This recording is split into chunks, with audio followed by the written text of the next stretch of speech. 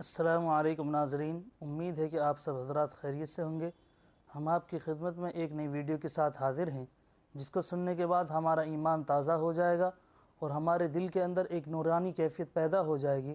تو آئیے ویڈیو کو شروع کرتے ہیں۔ صحابہ کرام آخری وقت میں قرآن مجید کی ہر وقت تلاوت کیا کرتے تھے، اس لیے حضور کریم صلی اللہ علیہ وسلم نے فرمایا قیامت کا دن ہوگا، اللہ پاک اعلان فرمائیں گے قرآن والے آگے آ جائیں۔ عرض کیا جائے گا قرآن والوں سے کون مراد ہے؟ حق تعالیٰ جل شانہ فرمائیں گے میں قرآن والا اس کو کہتا ہوں جو میرے قرآن سے عشق رکھتا تھا، پیار کرتا تھا، محبت کرتا تھا، اتنا پیار تھا آخری وقت تھا، ادھر موت کا جھٹکا لگا، ادھر میرا بندہ قرآن پڑھ رہا تھا۔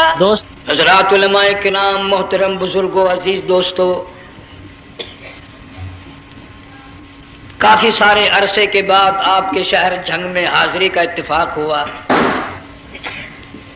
اور اللہ جانتا ہے کہ اس وقت دل میں کتنا دکھ محسوس کر رہا ہوں۔ جب بھی جھنگ میں حاضری ہوئی میرے دائیں یا بائیں مفتی عبدالحلیم رحمہ اللہ تشریف فرما ہوا کرتے تھے، آج سٹیج خالی ہے۔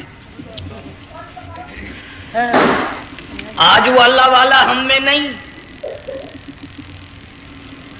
حضور کریم صلی اللہ علیہ وسلم نے ارشاد فرمایا علماء کا انتقال قیامت کا پیش خیمہ ہے، اللہ والوں کا دنیا سے اٹھ جانا گھنٹی ہے اس بات کی کہ قیامت آئی۔ پھر ایسا اللہ والا جو کبھی کسی کو لڑا کے راضی نہیں، کسی کو بھڑا کے راضی نہیں، پورے شہر کو ملا کر چلے کے چلنے والا اللہ اور اس کے رسول کریم صلی اللہ علیہ وسلم کے صحیح راستے پہ لوگوں کو گامزن کرنے والا، آخری دم تک اسی کوشش میں، اسی سعی میں اور اللہ اللہ کرنے میں اور کرانے میں ساری زندگی گزار دی۔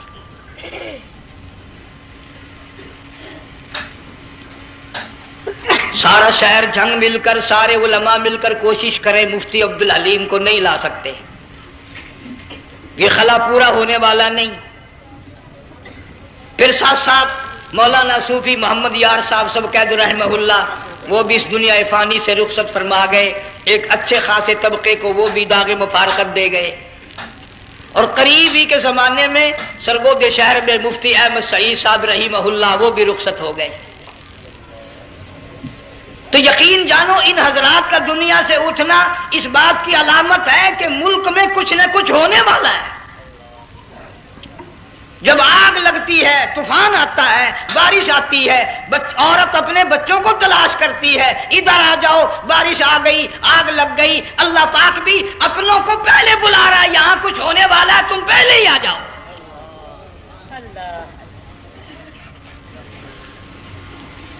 اور اس طرح بھی اشارہ فرمایا وَكَمْ أَهْلَكْنَا قَبْلَهُمْ مِنَ الْقُرُونِ۔ اللہ فرماتے ہیں میری زمین پہ عداوت نہ کرو، فساد نہ مچاؤ، قتل نہ کرو، خون نہ بہاؤ، ناحق لوگوں کا خون نہ بہاؤ۔ اللہ پاک کی زمین ہر روز صبح کو عرض کرتی الہی لوگ مجھ پہ زنا کر کے چلتے ہیں، بدماشی کر کے چلتے ہیں، اجازت دے میں لقمہ بنا کر نگل جاؤں۔ مجھے اپنے اوپر ان کا چلنا پسند نہیں، مجھے اچھا نہیں لگتا۔ ہر روز آواز لگاتی ہے ظالمو، بدکارو، بدماشو، میرے اوپر دندناتے پھرتے ہو، ایک نہ ایک دن میرے اندر آؤ گے، تمہیں پتہ چل جائے گا کہ میں تم کو کتنا دشمن رکھتی تھی۔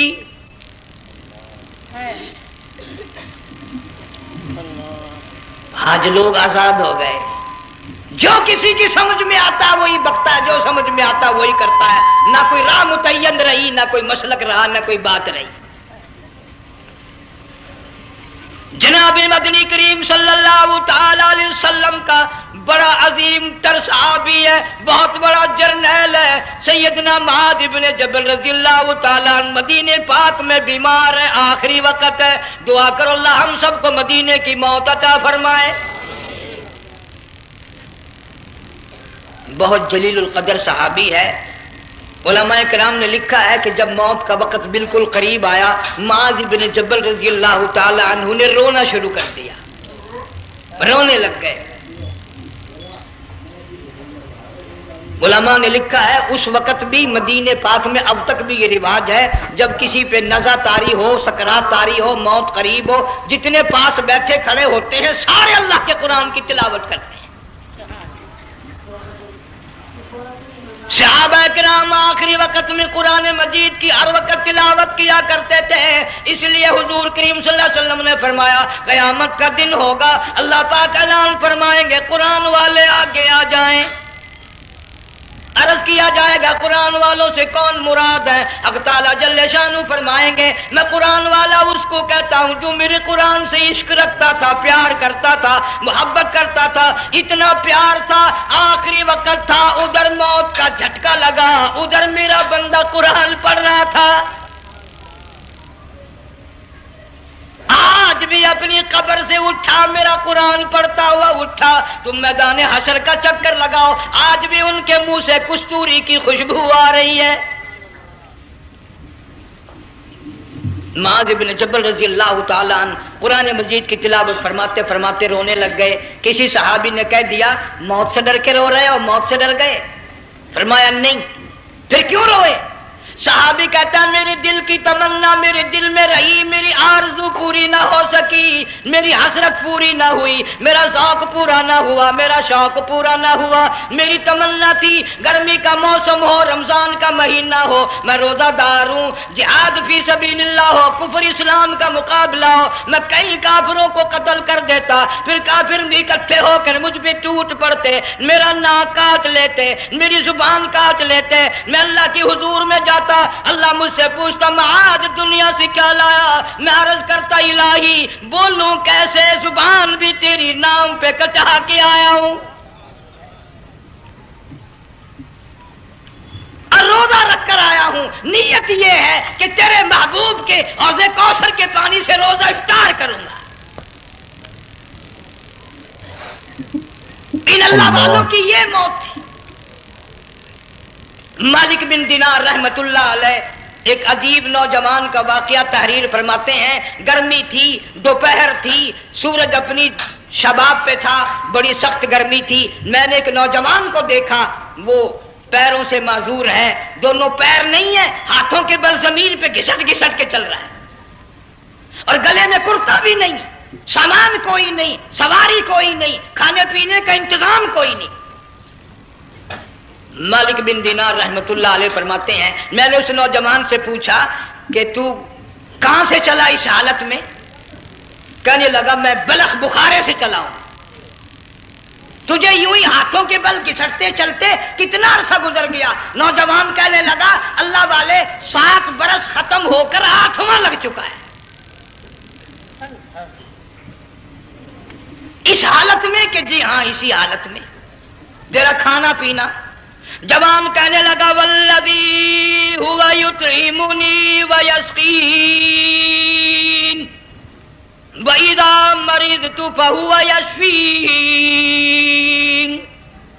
اللہ ہی کھلاتا ہے وہی پلاتا ہے، بیمار ہو جاتا ہوں وہی تندرستی عطا کرتا ہے۔ اور نوجوان دوپہر بڑی سخت ہے، گرمی بڑی سخت ہے، میرے یہاں دوپہر کو آرام کر لے، قیام کر لے، کچھ دیر ٹھہر جا، آج میرے یہاں قیام کر لے۔ نوجوان رونے لگا اور کہنے لگا مالک بن دینار یہ 2-4 منٹ جو تیری ساتھ باتوں میں میرے خرچ ہو گئے، مجھے ان کا ہی بڑا دکھ ہے، میں اور اپنی اس معذوری میں ہاتھوں کے بل 2-4 گز گھسٹ کر اور اپنے رب کے قریب ہو جاتا۔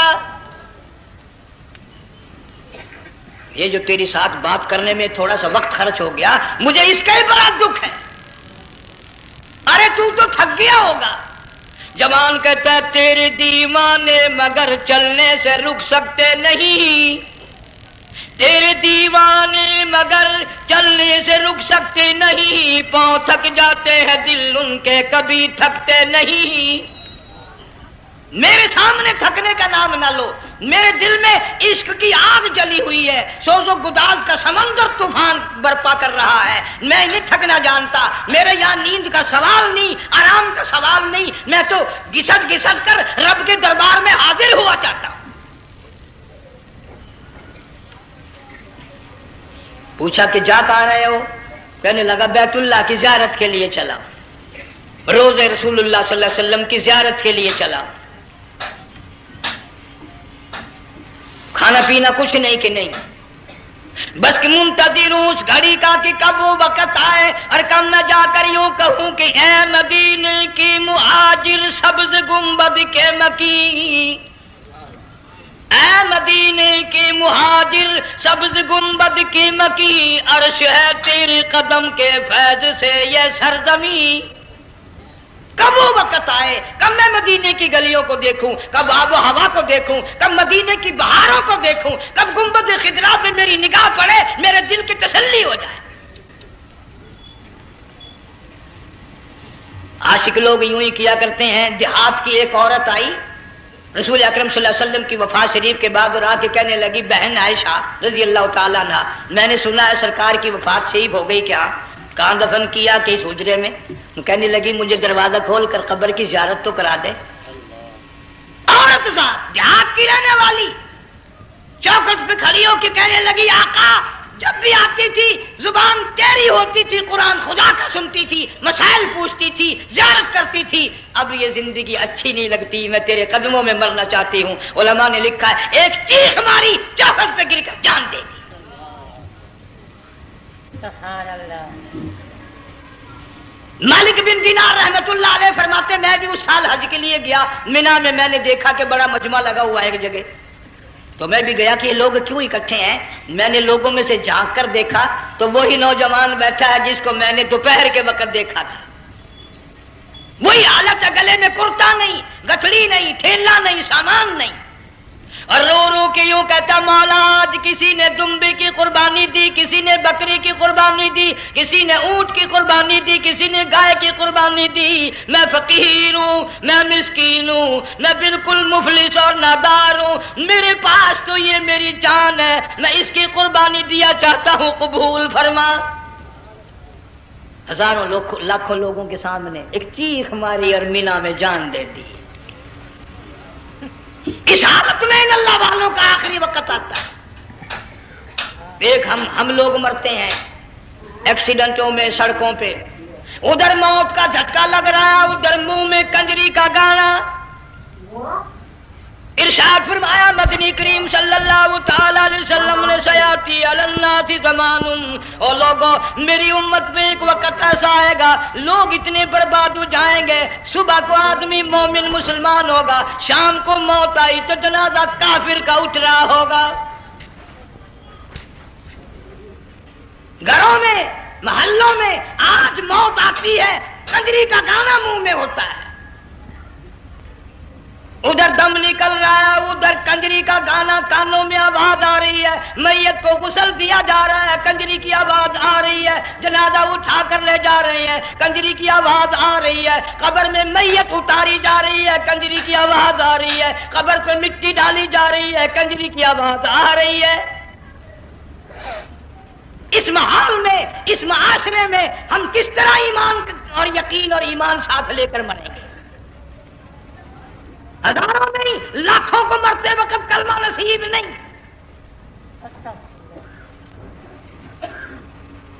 قسم دے کر پوچھو ماں مر رہی ہے کلمہ منہ سے نہ نکلا، باپ مر گیا منہ سے کلمہ نہیں نکلا، بیگم صاحبہ چل بسی منہ سے کلمہ نہیں نکلا، ہزاروں چلے گئے اور اپنے جانے کا پھر بھی یقین نہ آیا۔ تم نے کبھی سوچا تک نہیں، خیال تک نہیں کیا۔ ارشاد فرمایا مدنی کریم صلی اللہ تعالی علیہ وسلم نے اور لوگوں ابو ہریرہ رضی اللہ تعالیٰ عنہ سے پوچھا تو کیوں رویا؟ عرض کرنے لگا میرے آقا اتنی کمزوری کبھی نہ دیکھی، اتنی ضعیفی کبھی نہ دیکھی، اتنی ناتوانی کبھی نہیں دیکھی، چہرہ انور بالکل کمزور ہو گیا۔ آپ نے ٹھنڈا سانس لے کر فرمایا ابو ہریرہ تجھے معلوم نہیں موت بالکل قریب آ گئی، بالکل قریب آ گئی موت۔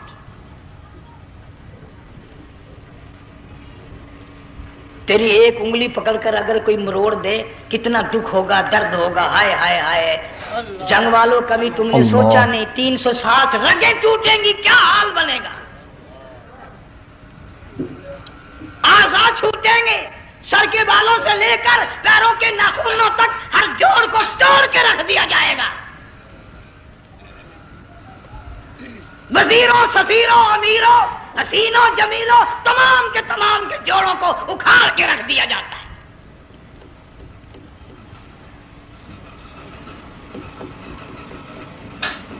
پروگرام تک نہیں مرد عورتوں کا کہ یہ دنیا کسی کی نہ بنی، قبر میں آخر جانا ہی جانا ہے۔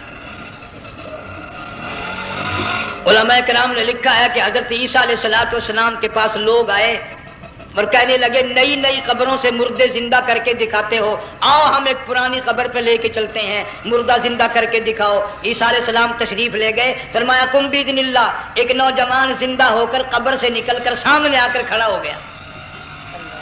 عیسیٰ علیہ السلام نے پوچھا تو کون ہے؟ وہ کہنے لگا میرا نام سام ہے، میں حضرت نوح علیہ السلام کا بیٹا ہوں۔ تو پیغمبر کا دماغ تو پیغمبر کا ہوتا ہے نا۔ فرمایا تجھے تو بڑا عرصہ قبر میں گزر گیا، کتنے ہزار سال قبر میں گزر گئے؟ کہ جی ہاں۔ عیسیٰ علیہ السلام نے فرمایا یار ملاقات تو اللہ نے کرائی دی، قبر کا کچھ حال تو بتا، کیا بنتی ہے؟ قبر کا کچھ ماحول بتا، قبر کی خبر بتا۔ علماء کرام نے لکھا وہ نوجوان رونے لگا اور کہنے لگا عیسیٰ علیہ السلام تو قبر کی خبر پوچھتا ہے، قبر کا حال پوچھتا ہے، قبر کا ماحول پوچھتا ہے، قبر کا معاملہ مجھ سے پوچھتے ہو، آپ مجھ سے پہلے یوں کہ یہ کیوں نہیں پوچھتے کہ موت کا جھٹکا کتنا شدید ہے؟ نوجوان رو کے کہنے لگا عیسیٰ علیہ السلام کتنے ہزار سال میری موت کو گزر گئے، پر مالک کائنات کی قسم آج تک میرا منہ کڑوا ہے۔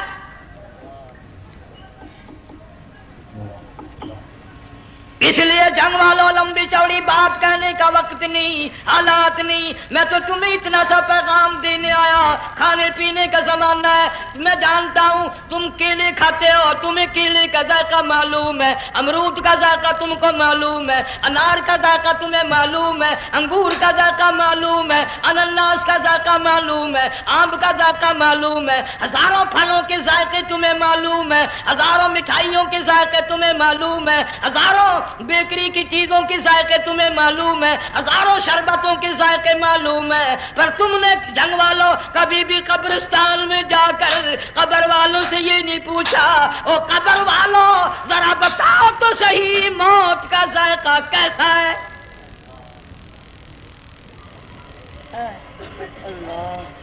تم نے چکھا نہیں، جنہوں نے چکھا وہ بتانے نہ آئے کیسا ذائقہ ہے۔ اس لیے قرآن کہتا کلا اذا بلغت التراقی وقیل من راق وظن انه الفراق والتفت الساق بالساق الى ربك يومئذ المساق۔ بادشاہ ہو، امیر ہو، وزیر ہو، فقیر ہو، غریب ہو، رگیں ٹوٹیں گی، موت آئے گی، اور جس کی آئی تمہیں معلوم نہیں کس طرح آئی، کس حال میں آئی۔ جن کے دلوں میں ان باتوں کا خیال آیا خدا کی قسم صحابہ کرام میں سے اتنے رویا کرتے تھے آنکھیں ختم ہو گئی۔ جناب فاروق اعظم رضی اللہ تعالیٰ عنہ کو کسی نے دیکھا رو رہے ہیں، بے تحاشا رو رہے ہیں، پوچھ لیا بڑا بہادر پہلوان فاروق تجھے کیا ہوا، اتنا کیوں رویا؟ فرمانے لگے تمہیں معلوم نہیں قبر کا اندھیرا یاد آ گیا۔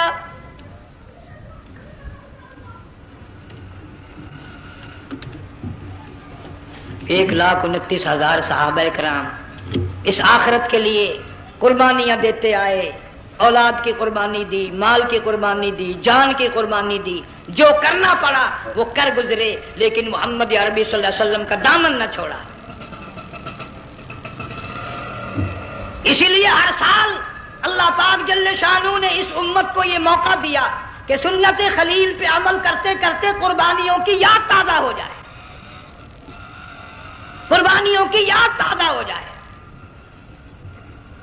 قرآن کریم میں جا بجا ابراہیم علیہ السلام کا اللہ پاک نے ذکر خیر فرمایا، یوں فرمایا ہم نے ان کے بڑے امتحان کیے، بڑی آزمائش کی، وہ ساروں میں کامیاب ہوئے۔ تم ہر وقت اللہ سے یہ دعا کیا کرو اللہ ہمیں امتحان میں نہ ڈالے، آزمائش میں نہ ڈالے، ہم امتحان کے قابل نہیں۔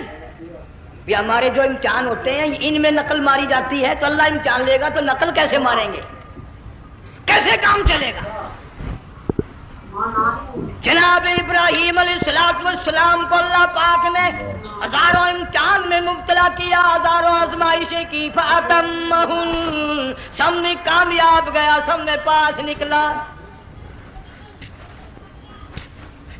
ایک آزمائش ایسی بھی آئی، اللہ کی توحید کی وجہ سے، شرک کو مٹانے کی وجہ سے ابراہیم علیہ السلام کا سارا مصر فلسطین دشمن بن گیا، حضرت سارہ کو ساتھ لے کر چل دیے، ایک بیوی ساتھ ہے، اکیلا دم میں۔ یہاں تو لوگ محلوں میں شہروں میں کہتے ہیں جی میں اکیلا ہی ہوں، میں کیا کروں؟ اگر خلیل کہتا کہ میں اکیلا ہوں تو آج قرآن میں اس کا ذکر خیر کیسے ہوتا؟ پرواہ نہ کی، وہ کہتا میرے لیے میرا اللہ کافی ہے۔ کون کہتا ہے میں اکیلا ہوں؟ میری ساتھ تو اللہ ہے۔ مصر سے گزرنے لگے، بادشاہ کے ملازموں نے بادشاہ کو جا کے بتایا بڑی خوبصورت عورت گزر رہی ہے تیرے حلقے سے، بہت بڑی خوبصورت عورت ہے۔ کہ ملازم پکڑ کے لے کے چلے تو عورت ذات حضرت سارہ رونے لگ گئی، خلیل میرا کیا بنے گا؟ پیغمبر کو اللہ کی ذات پر بڑا یقین ہوتا ہے، فرمایا پرواہ نہ کر، میری آبرو میرے مولا کی آبرو ہے، چاہے جہاں چلی جا میری عزت کی حفاظت میرا اللہ کرے گا۔ فرمایا فاللہ خیر حافظا وہو ارحم الراحمین،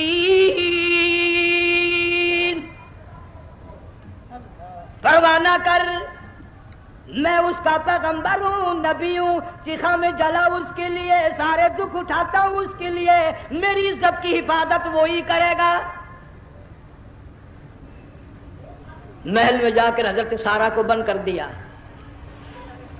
بادشاہ نے بلوایا ہے عزت لوٹنے کے لیے، بادشاہ نے پکڑوا کر منگوایا ہے آبرو برباد کرنے کے لیے۔ بادشاہ کا ارادہ ہے سارا کی عزت کو برباد کرنے کا، اور اللہ کا پروگرام ہے سارا ادھر آ، اس محل میں ایک معصوم بچی ہے جس کا نام ہاجرہ ہے، میں اس کو اتنا پسند کرتا ہوں، اللہ فرماتے ہیں اس کے پیٹ سے اسماعیل ذبیح اللہ کو پیدا کرنا چاہتا ہوں، اس کی نسل سے حبیب اللہ کو لانا چاہتا ہوں۔ آج تک کسی کی انگلی اس کی طرف نہیں اٹھی، سارا محل میں آؤ، اس کو آ کر ساتھ لے جاؤ تاکہ میرے ذبیح اللہ کی پیدائش کا معاملہ بن جائے۔ بادشاہ کا ارادہ ہے آبرو برباد کرنے کا، اللہ کا ارادہ ہاجرہ کی آبرو بچانے کا۔ فرمایا وَيَمْكُرُونَ وَيَمْكُرُ اللَّهُ وَاللَّهُ خَيْرُ الْمَاكِرِينَ۔ اس نے بھی تدبیر بنائی، میں خدا نے بھی تدبیر بنائی۔ بادشاہ آیا حضرت سارہ کے قریب برائی کا ارادہ کر کے، مفسرین نے لکھا ہے حضرت سارہ نے فرمایا مجھے 2 رکعت نماز پڑھنے دے۔ یہاں سے پتہ چلا کوئی پاک دامن عورت، کوئی نیک بیٹی اگر غنڈوں میں بدماشوں میں پھنس جائے، عزت بچانے کا طریقہ یہ ہے وضو کر کے اللہ کے سامنے نیت تو باندھ، تیری عزت کے لیے وہ فرشتے بھیجے گا۔ علماء کرام نے لکھا ہے کہ ایک جہاز سمندر میں چل رہا ہے، طوفان آیا، جہاز تختہ تختہ ہو گیا، کچھ لوگ غرق ہو گئے، ڈوب گئے، کچھ تختوں پہ بہ کر کے چلنے لگے۔ ایک عورت گود میں بچہ ہے، ایک حبشی نوجوان دوسرے تختے پہ بیٹھا ہوا جاتا ہے، اس نے عورت اکیلی دیکھ کر اپنا تختہ چھوڑ دیا اور بدماشی کے ارادے سے عورت کے تختے پہ آ بیٹھا۔ تم جنگ والے سوچ رہے ہوگے کہ ڈوبتے وقت بھی باز نہ آئے، یہ سیلاب آتے ہیں لوگ بدماشیوں سے باز آئے؟ ڈوب گئے مگر باز نہ آئے، بغیرتی لوگ کرتے ہی رہے۔ علماء کرام نے لکھا حبشی نوجوان نے عورت کا بچہ چھینا سمندر میں پھینک دیا، عورت روئی اور کہنے لگی میرے اللہ بیٹھی رہتی ہوں، عزت جاتی ہے، حرکت کرتی ہوں، ڈوب جاؤں گی۔ میں نے سنا ہے سمندر کی گہرائیوں سے تو نے یونس علیہ السلام کی سنی تھی، میں تو پانی کے اوپر بہ رہی ہوں، مولا میری آبرو بچا، میرا ایمان بچا، میری عزت بچا، تیرے سوا میری سننے والا کوئی نہیں، لا الہ الا انت سبحانک انی کنت من الظالمین۔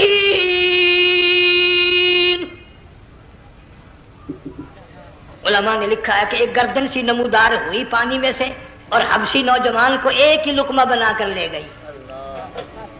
وہ تو ہر جگہ سنتا ہے، پکارنے والا بے بس بے کس ہو کر جب اس کو پکارتا ہے وہ ہر جگہ انداز پہنچاتا ہے، وہ ہے جو موجود ہر جگہ۔ عورت بہتی بہتی کنارے جا لگی، ایک جہاز قریب آیا، دوپٹے کا اشارہ کر کے اس کو بلایا۔ جہاز میں جب سوار ہوئی تو دیکھتی کیا ہے، ایک نوجوان کی گود میں اس کا وہ بچہ جو سمندر میں پھینک دیا تھا بیٹھا ہوا کھیل رہا ہے۔ ٹوٹ پڑی، میرا بچہ ہے۔ لوگوں نے کہا تیرا کہاں سے آیا؟ ماجرا سنایا، اس طرح ہوا۔ جہاز کے کپتان نے کہا ہم جہاز لے کر آ رہے تھے، غیب سے آواز آئی جہاز ادھر کو لے آؤ ورنہ ڈبو دیے جاؤ گے۔ ہم جب جہاز وہاں لے کر پہنچے تو دیکھتے کیا ہے کہ ایک جانور کی پیٹھ پہ یہ بچہ بیٹھا ہوا کھیل رہا تھا۔ عزت بھی بچی، ایمان بھی بچا، بچہ بھی بچا، اور کوئی بچانے کے لیے تدبیر کرے جبھی نا۔ حضرت سارا نے نماز پڑھ کر بددعا کر دی، بادشاہ کے سارے بدن میں درد ہونے لگا۔ پیغمبر کا سارا گھر بڑا کریم ہوتا ہے، جب اس کو درد نے ستایا نا کہنے لگا میں وعدہ کرتا ہوں تجھے کچھ نہیں کہوں گا، میرے لیے دعا کر دے۔ اب اگر کوئی جنگ کا ہوتا یا میں ہوتا کہتا دفع ہو تیرے واسطے دعا کا دی، لیکن حضرت سارا نے پھر جولی پھیلا دی، مولا وعدہ کرتا ہے بدماشی سے توبہ کرتا ہے، اس کو تندرستی عطا فرما دے۔ اللہ نے تندرستی عطا کر دی۔ وہ پھر کہنے لگا لو ایسی حسین عورت کب بات آئے گی، پھر برائی کے لیے تیار ہو گئے۔ یہاں سے پتہ چلا کہ یہ جو گنڈے بدماش ہوتے ہیں ان کی قسم کا بھی کوئی یقین نہیں۔ اگلے دن ایک آدمی نے قسم کھائی تو اس کے خلاف کرنے لگا۔ لوگ کہنے لگے کہ تو نے قسم کھائی تھی، قرآن اٹھایا تھا، آخر کیا تھی گیا بن ڈٹھی ہوئی مسیح سی، پاٹیا ہوا قرآن سی، آخر ڈٹھی ہوئی مسیح سی تو پاٹیا قرآن سی، قرآن کے نا پورا سی جڑا میں چاہیا، مگر اسے یہ معلوم نہیں کہ تو نے تو پاڑیا قرآن اٹھایا، ڈٹھی ہوئی مسیح میں اٹھایا۔ خدا کا جب غضب آئے گا تو وہ ادھورا نہیں آئے گا، وہ ادھورا نہیں آیا کرتا۔ 3 مرتبہ اس بادشاہ نے حضرت سارا کے ساتھ ایسا کرنے کا ارادہ کیا، پھر دعا ہوئی، پھر بد دعا ہوئی، پھر دعا ہوئی، پھر بد دعا ہوئی۔ آخر کار کہنے لگا اپنے ملازموں کو کہ ہوئے بدماشو، عورت کے روپ میں کسی بلا کو پکڑ کے لائے ہو، کسی جن بھوت کو لے آئے ہو، اور کہنے لگا تو چلی میرے محل سے جلدی چلی جا۔ اور جاتے جاتے وہ کہا کہ یہ تیری خدمت کیا کرے گی، یہ بچی میرے محل میں ہے، اس کو ساتھ لے جا۔ حضرت سارا کو ہاجرہ کو ساتھ کر دیا، سیانی ہو گئی، حضرت ابراہیم علیہ السلام سے نکاح کر دیا، اسماعیل علیہ السلام پیدا ہو گئے۔ اللہ میاں جب حضرت ابراہیم علیہ السلام چومتے ہیں، چاٹتے ہیں، ماتھے پہ بوسے دیتے ہیں، اٹھاتے ہیں، پیغمبر کا بیٹا خود بھی نبی اور آل میں آنے والا نبی، کالی کملی والا صلی اللہ علیہ وسلم، کتنا حسین چہرہ ہوگا۔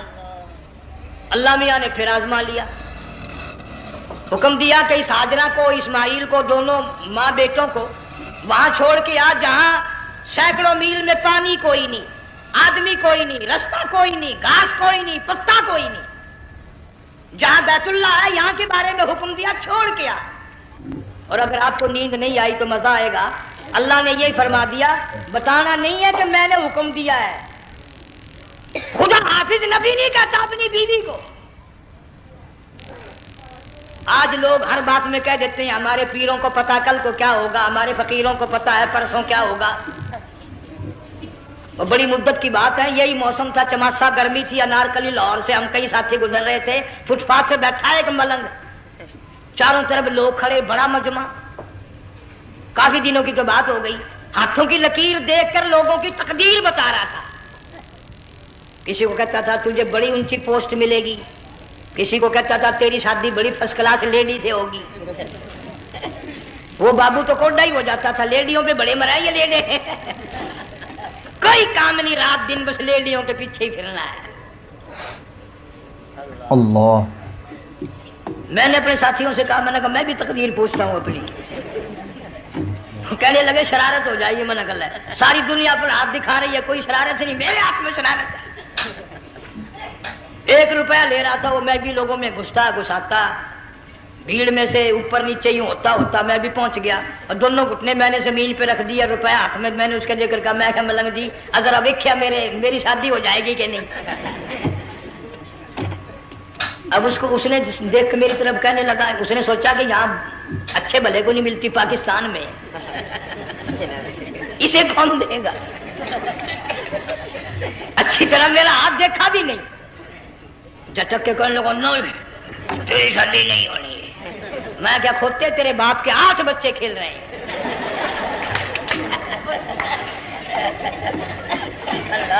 यूं ही अकीदे बिगड़ जाते हैं लोग।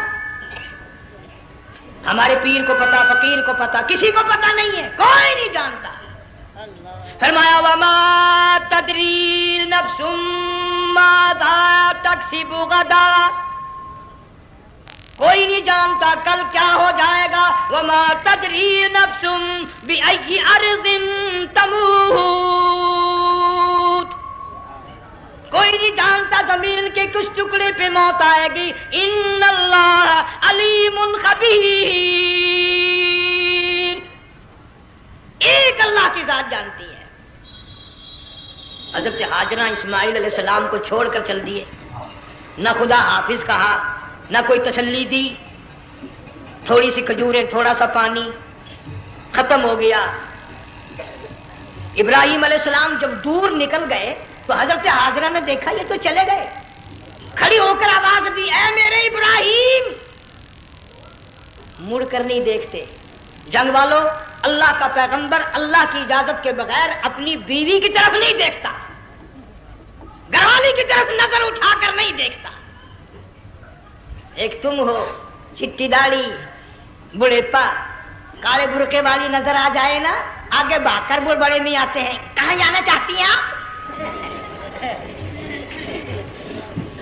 तेरी मां लगती है, आप चली जाए तो ये क्या हुआ? ये काले बुरके पे मरते मरते मरते मरते मर ही गए। ऐसा अजीब तमाशा। वो लाहौर प्लेटफार्म पर फिर रही थी ना एक लेडी बुरका ओढ़े, आ गया एक लेडा, कहने लगा सेवन अप लाऊं, नगर ले आए, उन्होंने कहा वाह काम बन गया, उसे सेवन अप ले आया। थोड़ी देर के बाद कहने लगा मेरे ख्याल में फैंटा भी हो जाए, उन्होंने कहा ले आए, उन्होंने कहा सुभान अल्लाह पक्का काम हो गया। वो सेवन अप भी पी ली, फैंटा भी निकाल गई। थोड़ी सी देर के बाद कहने लगा सेब ले आऊं, वो ले ही आया सेब। क्या आपके लिए मैं सेब लाया हूं, आप खाएं? कहने लगी नहीं आप खाएं। उसने सोचा हो मेरी भी मोहब्बत हो गई है, सेब खाने के लिए मुझे भी कह रही है। जब उसने इसरार किया ना कि मैं तो तेरे लिए लाया हूं, खा तो सही, कहने लगी कैसे खाऊं, मेरे मुंह में दांत ही नहीं है। अब पता चला इसे कि सुबह से मैं तो पुराने पिप्पी के पीछे फिर रहा था।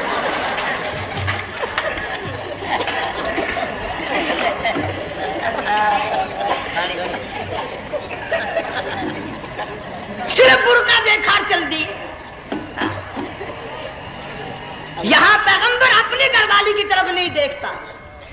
हजरत हाजरा ने इस्माइल अलैहिस्सलाम को सीने से लगाया, अरब की कद्दावर माई, ताकतवर माई, दौड़ लगाकर हजरत खलील का रास्ता आके रोक लिया और कहने लगी मैं जवान औरत, ये प्यारा नूरे नजर, ये लख्ते जिगर, शक्ल तो देखो, सूरत तो देखो, हमें यहां छोड़ के जा रहे हो? अल्लाह का पैगंबर बोलता नहीं। पता चला पैगंबर अल्लाह की इजाजत के बगैर सांस नहीं लेता, आंख का इशारा नहीं करता।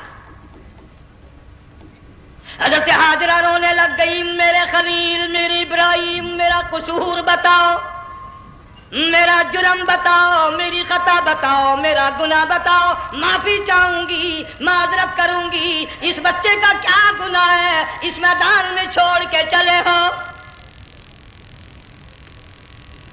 बोलते नहीं है, अल्लाह की तरफ से बोलने की इजाजत नहीं है। हजरत हाजरा ने खुद ही कयास लगाया, सोचती हैं पैगंबर तो किसी पे जुल्म नहीं करता। वो कहने लगी खलील, कहीं उस रब का हुक्म तो नहीं, कहीं उस अल्लाह का यूं हुक्म तो नहीं جنگ کے لوگوں اگر خلیل ہاں کہہ دیتا تو کیا حرج تھا؟ ہاں نہیں کہتا، اجازت نہیں، تاکہ ہاجرہ کے یقین ایمان کا امتحان مکمل ہو۔ مفسرین نے لکھا ہے کہ حضرت ابراہیم علیہ السلام نے سر کا یوں اشارہ کیا، بس ذرا سا ہاں، پھر عورت کا ایمان دیکھ، یقین دیکھ، یہی نہ بیٹھی، دوڑ کے وہاں گئی ہے جہاں پہلے بٹھا کر آئے تھے، اور کہنے لگی ابراہیم جاؤ، میں جانوں میرا رب جانے، پرواہ نہیں۔ راتیں آتی ہیں چلی جاتی ہیں، دن آتے ہیں گزر جاتے ہیں، تھوڑی سی کھجوریں تھی وہ ختم ہو گئی، پانی ختم ہو گیا، بھوک اور پیاس نے بے چین کر دیا، اسماعیل علیہ السلام کی اتنی لمبی زبان باہر نکلا، دو پتھر کھڑے کر کے اوپر ایک پتھر رکھ کر چھاؤں بنائی، اس کے نیچے لٹا دیا، اور پھر چکر لگایا، کبھی صفا پہاڑی پہ چڑھتی ہے، کبھی مروہ پہاڑی پہ چڑھتی ہے، کبھی اترتی ہے، اور ڈھلوان میں سے بھاگ کر چلتی ہے، جب اپنا بچہ نظر نہیں آتا سارے کہہ دو اللہ بڑا بے نیاز ہے، اللہ بڑا، زور سے کہو اللہ بڑا۔ کسی کے 500 سال کے سجدے رد، کسی کی ہزاروں سخاوت صدقات رد، کسی کی چال منظور، کسی کی رفتار منظور، کسی کی ٹور منظور، اور یوں فرمایا ہاجرہ میری رحمت کی تلاش میں آج جو تو نے دوڑ لگائی ہے، یہ تیری چال ڈال رفتار ٹور ہمیں اتنی پسند آ گئی، اتنی پسند آ گئی کہ آج کے بعد خلیل اللہ کیوں نہ ہو، ذبیح اللہ کیوں نہ ہو، کلیم اللہ کیوں نہ ہو، روح اللہ کیوں نہ ہو، حبیب اللہ کیوں نہ ہو، صحابہ کرام کیوں نہ ہو، قطب ابدال غوث کیوں نہ ہو، میری ہاجرہ مجھے اپنی کبریائی کی قسم جب تک وہ تیری چال چل کے نہ دکھائے گی حاجی کا لانے کا حقدار نہیں ہو سکتا، تیری رفتار اسے چلنی پڑے گی۔ فرمایا ان الصفا والمروہ من شعائر اللہ فمن حج البیت او اعتمر فلا جناح علیہ ان یطوف بہما ومن تطوع خیرا فإن اللہ شاکر علیم۔ ساتویں چکر میں آواز سی آئی، اب رو پڑی حضرت ہاجرہ، کہنے لگی میرا بچہ اگر چل بسا میں پھر کیا کروں گی؟ سن لی میں نے آواز۔ آپ کی کیا دیکھتی ہے؟ اسماعیل علیہ السلام کی نرم و نازک ایڑیاں جس زمین پہ رگڑی گئی تھی وہاں سے چشمہ جاری کر دیا، حضرت ہاجرہ نے پی لیا، بھوک بھی ختم ہو گئی، پیاس بھی ختم ہو گئی، بچے کو بھی پلایا۔ اللہ تعالیٰ نے خانہ کعبہ کی بنیاد ڈال دی، ایسے گھر کی بنیاد ڈالی، حضور صلی اللہ علیہ وسلم فرماتے ہیں 500 سال کی عبادت ایک طرف اور بیت اللہ پہ ایک نگاہ یوں ڈالنا ایک طرف، 500 سال کی عبادت کا وہ ثواب نہیں جو ایک نظر خانہ کعبہ پہ ڈالنے کا ثواب ہے۔ اور اللہ پاک یوں فرماتے ہیں کہ جو آنے والا حجر اسود کو بوسہ دیتا ہے، اللہ پاک یوں فرماتے ہیں میں سمجھتا ہوں میرا سجا ہاتھ پکڑ کر میرے بندے نے چوم لیا۔ جو غلاف کعبہ کو پکڑ کر مانگتا ہے، اللہ فرماتے ہیں میں یہ سمجھتا ہوں میرا دامن پکڑ کے مانگ لیا۔ جو مقام ملتزم پہ لپٹ کے مانگتا ہے، اللہ فرماتے ہیں میں سمجھتا ہوں میری چوکھٹ پہ پڑھ کے مانگ لیا۔ اور فرمایا لوگوں یہ جو آنے والے آئے ہیں یہ رشتہ داروں کے مہمان نہیں، عزیزوں کے مہمان نہیں، دوستوں کے مہمان نہیں، میں خدا میزبان ہوں، یہ میرے مہمان ہیں۔ آج ان کی دعاؤں پہ آمین کہو، فرشتوں کو حکم ہوتا ہے ان سے مصافحہ کرو، مگر اللہ تعالیٰ سب کو توفیق دے کہ حج مکمل کر کے آئیں اور سب کا حج قبول فرمائے۔ میرے علاقے میں کئی سالوں کی بات ہے پرانی، جب کوئی حاجی تھا، ایک آدمی حج کر کے آیا، میں دوپہر کو اس کو ملنے گیا تو زور کی نماز کا وقت آیا، میں اٹھ کے چلا گیا نماز پڑھنے، پھر عصر کی نماز کا وقت آیا، میں اٹھا اور نماز پڑھ کے آ گیا۔ میں نے اس حاجی کے لڑکے سے پوچھا، میں نے کہا حاجی صاحب نے نماز یہیں پڑھی؟ تو کہنے لگا جی ابھی شروع نہیں کی، سفر کے تھکے ہوئے ہیں نا، 2-4 دن کے بعد شروع کریں گے۔ شکر ہے پہلے لوگ جھوٹ نہیں بولا کرتے تھے، ہاں آج کل کا ہوتا ہے نا تو وہ کہہ دیتا ہے جی یہ تو کئی وقت کی کچھی پڑھ کر بیٹھے ہیں۔ تو پھر مولوی تھا نا، میں بیٹھ گیا حاجی کے پاس، باتوں میں اس کو لے آیا، یہی میں نے کہا حاجی صاحب نماز نہیں پڑھی؟ کہنے لگا آپ ہی لوگوں سے سنا ہے کہ بیت اللہ میں جو ایک نماز پڑھے 1,00,000 کا ثواب ملتا ہے، مسجد نبی میں جو ایک نماز پڑھے 50,000 کا ثواب ملتا ہے، 4 مہینے پڑھ کے آیا، وہ حساب لگا لو۔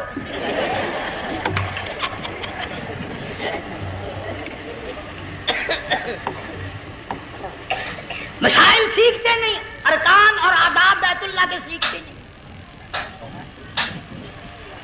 ڈی سی کے دفتر میں اگر جانا ہو کئیوں سے پوچھے کیسا جاؤں، کس طرح درخواست دوں، کیسے کہوں، کیسے کھڑا ہوں، کیسے بیٹھوں، کیا عرض کروں، اور اللہ کے دربار میں ہم جاتے ہیں اور سیکھ کرنے جاتے ہیں۔ یہ خوف نہیں کہ اگر بے ادبی ہوگی تو مارا جاؤں گا۔ اللہ تبارک و تعالیٰ جل شانہ نے اسماعیل علیہ السلام کی نرم و نازک ایڑیوں سے بنیاد ڈال کر خانہ کعبہ کی، اللہ نے ہمیں یہ کعبہ دیا، گناہوں کی معافی مانگنے کے لیے وہاں جاؤ، اللہ تبارک و تعالیٰ کے دربار میں حاضر ہو کر مانگنے کے لیے یہاں جاؤ۔ ارشاد فرمایا مدنی کریم صلی اللہ تعالی علیہ وسلم نے، جو آدمی صحیح ارکان حج کے ادا کر کے واپس جاتا ہے اس طرح واپس آتا ہے گویا آدمی ماں کے پیٹ سے پیدا ہوا۔ پہلے لوگ یوں ہی حج کیا کرتے تھے، یوں ہی قربانیاں کرتے تھے، اب تو ہر چیز کی لوگ آسانی تلاش کرتے ہیں۔ پچھلے بقرعید کے موقع پر ہمارے مسجد میں ایک آدمی مجھے کہنے لگا اگر کوئی غریب آدمی مرغی کی قربانی دے دے تو لگ جائے گی؟ میں نے کہا تو مکھی مار دے انشاءاللہ وہی لگ جائے گی۔ سارے کام ٹیڑھی ہو گئے، نیچے نیچے نیچے نیچے کو چلے آ رہے۔ آج کل وہ ٹیڑھی بکرے بکری آئے ہوئے ہیں نا، کہیں تو قربانی کے لیے یا کندھے کو اٹھا کر لاوے۔ اب بتاؤ یہ گوشت بانٹے گا یا کھاوے گا یا فریج میں رکھے گا، کیا کرے گا؟ بالکل کام بگڑ گیا۔ حضور صلی اللہ علیہ وسلم نے فرمایا قربانی کا جانور اچھا تلاش کر کے لاؤ، اس کے بدن پہ جتنے بال ہوتے ہیں اتنی نیکیاں لکھی جاتی ہیں۔ اور میرا موضوع نہیں، حضور صلی اللہ علیہ وسلم نے فرمایا کہ میں نے اللہ سے دعا کی تھی میری امت کا کیا بنے گا، پل صراط پہ سے گزرتے وقت اللہ تعالیٰ نے میری دعا کو قبول فرما کر یوں فرما دیا کہ تیری امت جو قربانی میں جانور ذبح کرے گی میں خدا پل صراط کے کنارے پر زندہ کر کے ان سب جانوروں کو سواریاں بنا کر پیش کر دوں گا۔ اس لیے بقرعید بالکل قریب آ گئی، ہر دین ایمان اسلام کے لیے قربانی کے لیے تیار رہو۔ زیادہ سے زیادہ مجھے آج کل فکر لگا ہوا ہے کہ اپنے گھروں کو میں نماز کا اہتمام کرو۔ آج حال یہ بنا ہوا ہے کہ اگر گھر والی کی گود میں موت آئی تو گھر والی بے نماز، دھی کی گود میں موت آئی دھی بے نماز، بہن کی جھولی میں موت آئی بہن بے نماز، بیٹے کی گود میں موت آئی بیٹا بے نماز، بھائی کی گود میں موت آئی بھائی بے نماز، ڈاکٹر کے ہاتھ میں موت آئی ڈاکٹر بے نماز، کمپیوٹر کے ہاتھ میں موت آئی کمپیوٹر بے نماز، نرس کے ہاتھ میں موت آئی نرس بے نماز، تیرا کفن خرید کے لانے والا بے نماز، تیرے غسل کا پانی گرم کرنے والا بے نماز، تیری قبر کھودنے والے بے نماز، تیرا جنازہ اٹھانے والے بے نماز، تیری قبر پہ مٹی ڈالنے والے بے نماز۔ اگر تو نمازی بھی ہے یہ اتنے چاروں طرف کے بے نماز تجھے جنت میں کب جانے دیں گے؟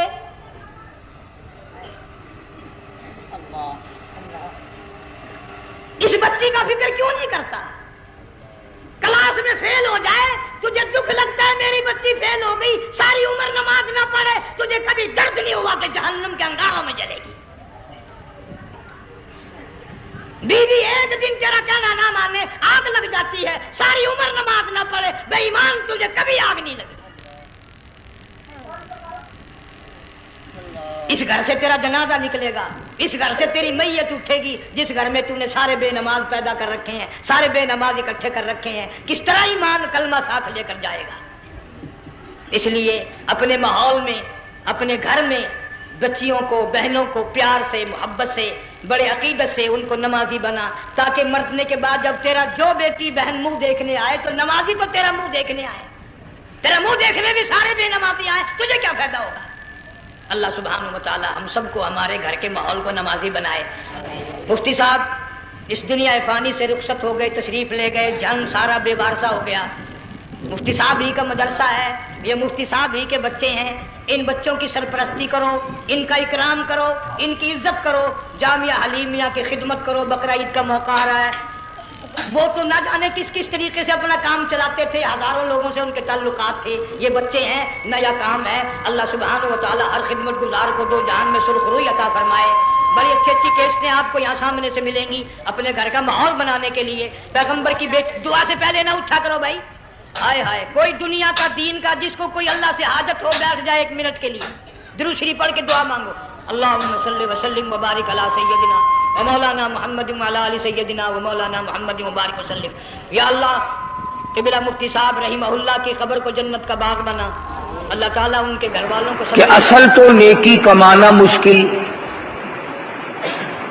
اور نیکی کمانے کے بعد اس کا سنبھالنا اس سے زیادہ مشکل. جیسے دولت کا چوروں سے بچانا، ڈاکوؤں سے بچانا، جلنے سے بچانا، نقصان سے بچانا بڑا پریشان کن مسئلہ ہے، اس سے کہیں زیادہ نیکی کر کے اس کا آخری دم تک سنبھالے رکھنا بڑا مشکل ہے. کبھی کبھی آدمی کو پتہ بھی نہیں چلتا اور نیکیوں کو آگ لگ چکی ہوتی ہے. حدیث پاک میں آتا ہے، فرمایا مدنی کریم صلی اللہ علیہ وسلم نے مسجد میں دنیا کی باتیں کرنے سے آدمی کی نیکیاں جل کر خاک ہو جاتی ہیں. اب ہمیں احساس بھی نہیں ہوتا، ہم اس طرف توجہ بھی نہیں کرتے. اسی طرح ارشاد گرامی ہے محمد عربی صلی اللہ علیہ وسلم کا کہ جب آدمی کی نیت میں خلل واقع ہو جائے اور نیت میں بربادی آ جائے تو نیکیاں برباد ہو جاتی ہیں. اور کچھ نیکیاں ایسی ہیں جن کے بارے میں قرآن کریم کہتا ہے یا ایھا الذین آمنوا، فرمایا ایماندارو لا تبطلوا صدقاتکم بالمن والاذى. ایمان اور یقین رکھنے والے لوگوں، جو تم نے کسی پر احسان کیا، جو سلوک کیا، اسے مرنے سے پہلے برباد نہ کرو. لا تبطلوا صدقاتکم، جو تم نے کسی کو خیرات دی، زکات دی، اللہ کے نام پہ کچھ دیا، اس کو مرنے سے پہلے برباد نہ کرو. اب سوال یہ ہے کہ برباد کیسے ہو گیا؟ ایک آدمی نے کسی کو، بیوہ کو، یتیم کو، محتاج کو، غریب کو، ہمسائے کو 100 روپے دیے تو برباد کیسے ہو گئے؟ قرآن کریم نے فرمایا یا ایھا الذین آمنوا، ایمان والو لا تبطلوا صدقاتکم بالمن والاذى.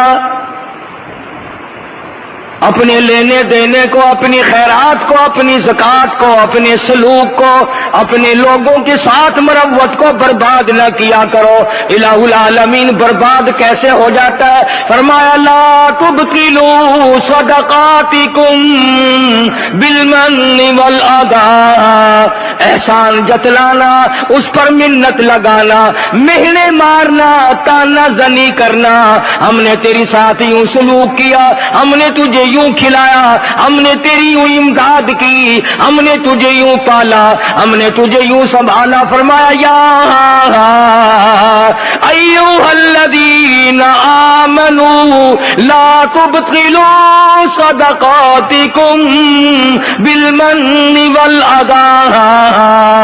ایمانداروں، اپنے صدقات کو، اپنی خیرات کو، اپنی نیکیوں کو، اپنی حسنات کو، اپنی اچھائیوں کو برباد نہ کیا کرو. جتلا کر، بتلا کر، شرمندہ کر کے، دوسرے کو ذلیل و خوار کر کے اس طرح سے برباد نہیں کرنی.